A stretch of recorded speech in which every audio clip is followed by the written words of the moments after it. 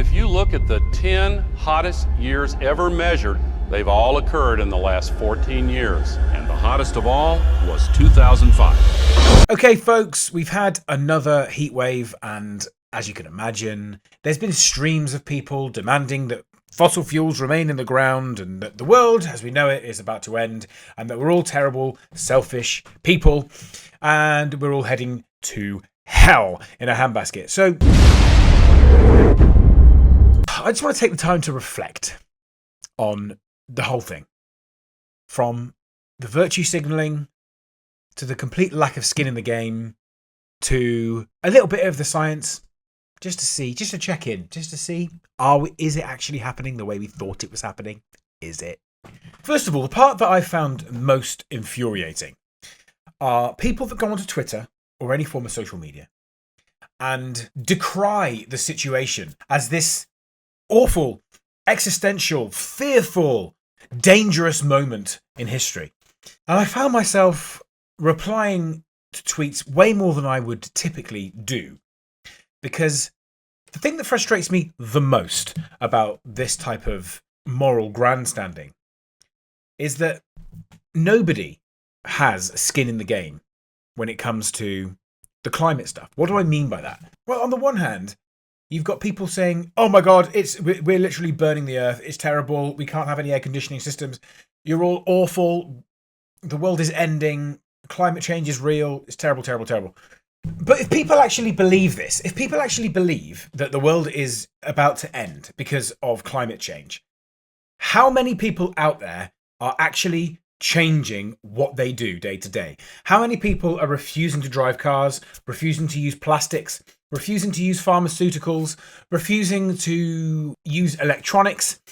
In other words, rather than people doing what these kind of people always do, which is cheaply signal and morally grandstand and virtue signal, where they get lots of upside, where everyone around them says, absolutely, oh, it's so terrible, we're so awful, net zero, yes, and no air conditioning units for anyone.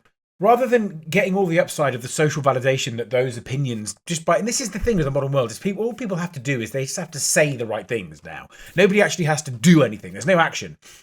But what I'm saying is, show me your cost, show me your downside. How powerful would it be if these people were like, we believe it so strongly that actually we don't use any electricity, we don't use any plastic, we don't drive any cars, we don't go on any flights, we don't use any air conditioning, we don't gas heat or gas cook in our homes. But of course, none of them do this. They finger wag and they say, so terrible, you terrible, climate change real. But they don't actually adjust their behavior in any way. And I feel like if I genuinely was afraid of something like this, I would change my behavior, which makes me feel like they don't really believe it either. But it's become such a dogmatic issue. Like everything in the modern world is so divisive. And that is the definition of the modern world, is that you don't have to sacrifice anything. You can just say things. And by saying things, you'll get the validation of the people around you. 20 years ago this year, Al Gore released a video called An Inconvenient Truth, which contains lots of fear-mongering, lots of attempts to scare and terrify people. And we're going to have a look at it. And we're going to see the type of claims it made. And we're just going to see the type of narrative that it is, why it appeals so much to do-gooders, the most terrible of all the people on planet Earth. And we'll have a look at some of its predictions to see if they've come true or not.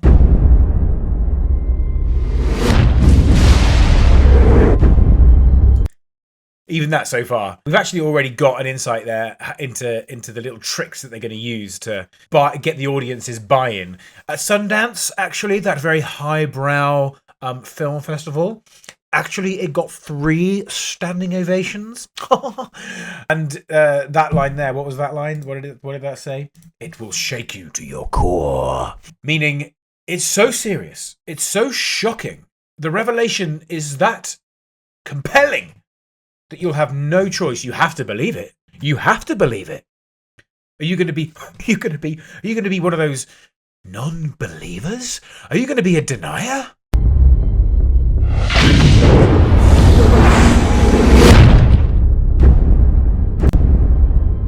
you love your planet.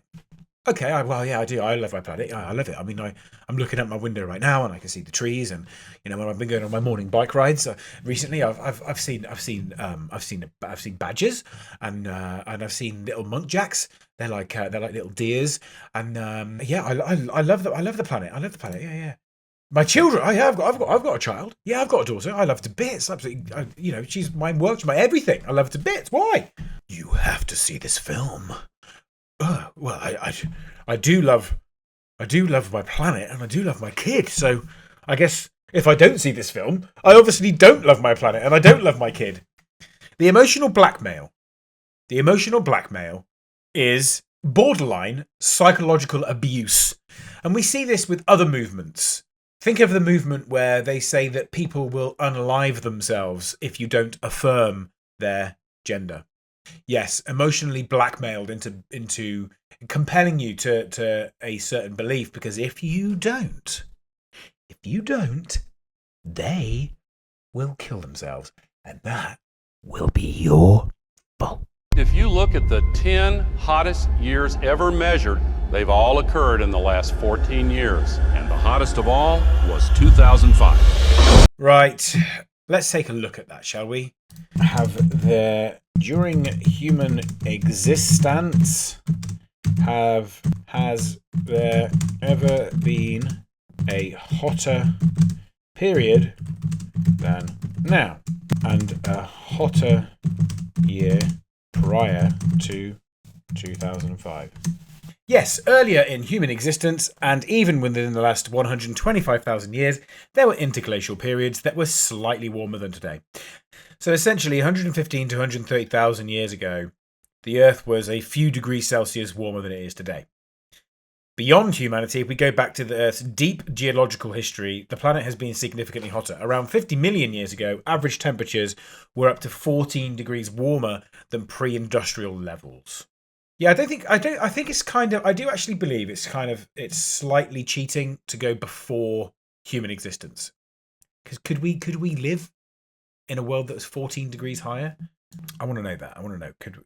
So humans could not survive across most of the planet in that heat, which was caused by a massive runaway greenhouse effect. Around 50 million years ago, the Earth was in a period known as the early Eocene climatic optimum.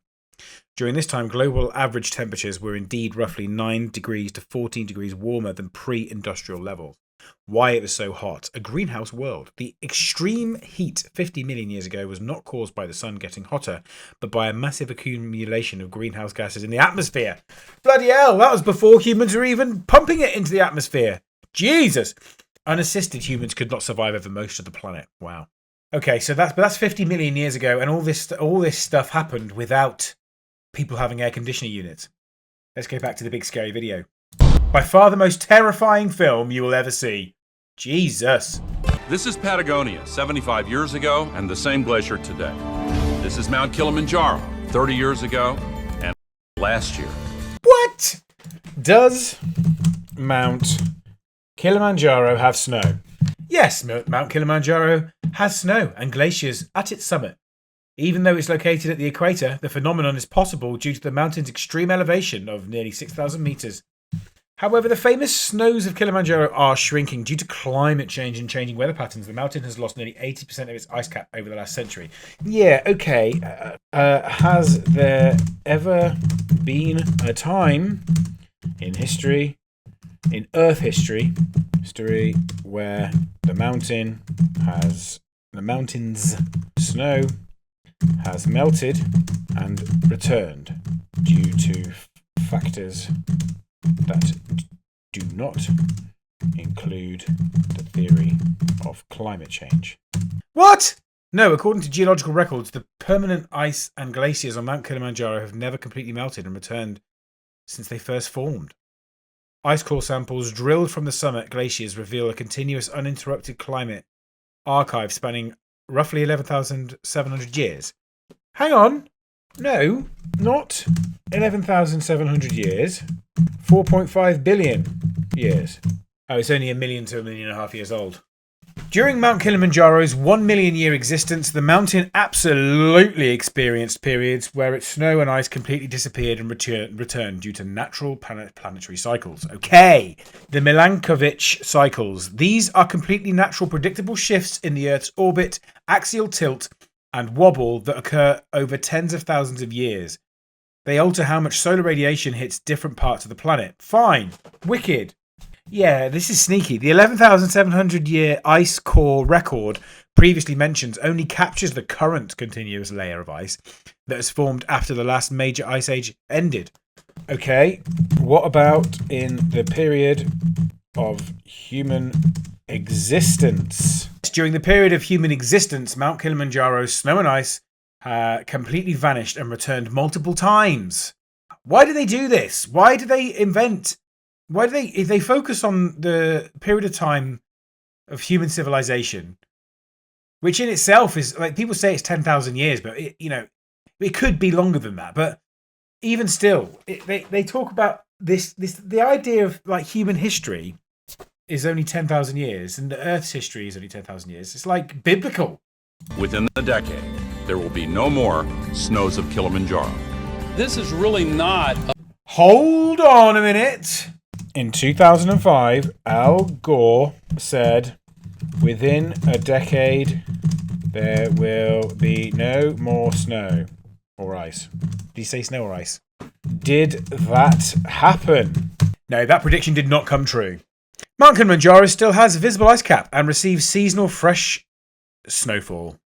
So it's obviously horseshit, but we're not surprised. a political issue so much as a moral issue. Temperature increases are taking place all over the world, And that's causing stronger storms. This is the biggest crisis in the history of this country. Early this morning, Hurricane Katrina slammed into New Orleans. Did the planet betray us? Or did we betray the planet? Is it possible that we should prepare against other threats besides terrorists? From Paramount Classics comes a film that has shocked audiences everywhere they've seen it. The Arctic is experiencing faster melting. If this were to go, sea level worldwide would go up 20 feet. Right. How much of the Arctic has melted since 2006, and how much is normal in an interglacial period? Since 2006, the average summer minimum area of Arctic sea ice has decreased by approximately 27.5%, shifting from a historical average baseline of 6.13 million square blah, blah, blah, blah, blah, blah, blah. But in terms of human history, there's only been one ice age. So because the Earth freezes over entirely and then melts, so we're coming out of the last. We're in the interglacial period. I think we're still in an ice age technically. So in relation to ice ages, is it melting as it would normally melt? Yes, the Arctic melts extensively between glacial periods, and during some past interglacial periods, the Arctic Ocean was completely or nearly free of summer sea ice. While it is a common misconception that Earth has only had one or two ice ages, our planet has actually experienced 5 major ice ages over its 4.6 billion year history. Blah, blah, blah, blah, blah, blah, blah. During a glacial period, the peak cold phases, the Arctic is completely frozen year-round. Massive ice sheets, miles thick, crawl down over North America, Europe, and Asia. During an interglacial period, the warm phases, like the one we live in today, the planet warms up naturally. Here is what happens to the Arctic during these times. The summer melt is normal. The edge of the Arctic ice peak naturally retreats every summer and expands every winter. So it melts normally after an ice age. And we're still coming out of an ice age. Interesting. Oh, some rising sea levels now. This is what would happen in Florida. Around Shanghai, This is home to 40 million people. The area around Calcutta, 60 million. This is Here's absurd. Manhattan. The World Trade Center Memorial would be underwater. Think of the impact of it. That is absolutely absurd. Images from space, 2000s versus now, sea levels. Any difference? No, not now versus soon, you little sneaks. Florida from space, 2000s versus now. It's not really showing it. Has the sea level risen in Florida? Yes, sea levels have risen significantly in Florida. Since 1950, average water levels along the Florida coast have risen by about 8 inches. Is that significant? And the rate of increase is accelerating. Is it? How have sea levels risen in the past during human history? If so, by how much? And what caused it? Sea levels have risen drastically during human history because Homo sapiens evolved roughly 300,000 years ago. Blah, blah, blah. How much sea levels have risen? Between 20,000 years ago, the peak of the last glacial maximum, and roughly 6,000 years ago, global sea levels rose by a staggering 120 to 130 meters, 400 feet. Okay, that's significant, isn't it? 8 inches. Is that significant? Is 8 inches significant? I try and get it's like that, isn't it? So, rapid phase between 14,000 and 8,000 years ago, the rise was incredibly rapid. During the events known as meltwater pulses, sea levels shot up by 1 to 2 meters per century. Fine. The modern phase, since 1880, human-driven climate change has caused an additional brisk increase of around 21 to 24 centimeters. Right. What caused them in the past? Natural long-term climate cycles rather than human activities, the Milankovitch cycles again. There's lots of things, really, that when you dig into it a bit more, it's difficult to understand. It's difficult, really, to know definitively what is just happening that happens anyway, and what is man-made. It's difficult because you can't question this stuff. You have to, if you're a truly good. If you want to morally grandstand and demonstrate how much of a good person you are, you have to completely 100% subscribe to this religion. Dearly beloved of climate change, we accept everything you say as being true. We promise never to question it. The science is settled. Not that science can ever be settled, because that's not very scientific, but obviously with climate change, it's settled. We promise never to question, and we promise to dogmatically agree with everything that's ever said. And we promise to lambast people that don't agree or that maybe just have a few questions and just say, is it actually definitely happening? And obviously we won't do anything to change our behaviours, but we'll definitely finger wag and call people out for not making changes. Amen. 1,000 refugees, and then imagine 100 million. We have to act together to solve this global crisis. Nothing is scarier. Our ability to live is what is at stake. Yeah. I mean, listen, there's two things here. Number one, the reason this is the most beautiful period in history is we have unlimited access to information. I'm using woke Google AI here to do my basic research, and if you ask the right questions, you do get the right answers. It is kind of, it's like it is trying to be like climate change, but you can maneuver around that by expanding the time scale and still keeping it within the humans have existed confines. So that's the first thing, is you don't have to blindly accept things. Should we take care of our environment? Yeah, we should take care of our environment. Is it good dumping plastic and effluent into the oceans and rivers? No, it's not a good thing to do that. Is that going to cause pollution and all the bad stuff? Yes, it is going to cause that.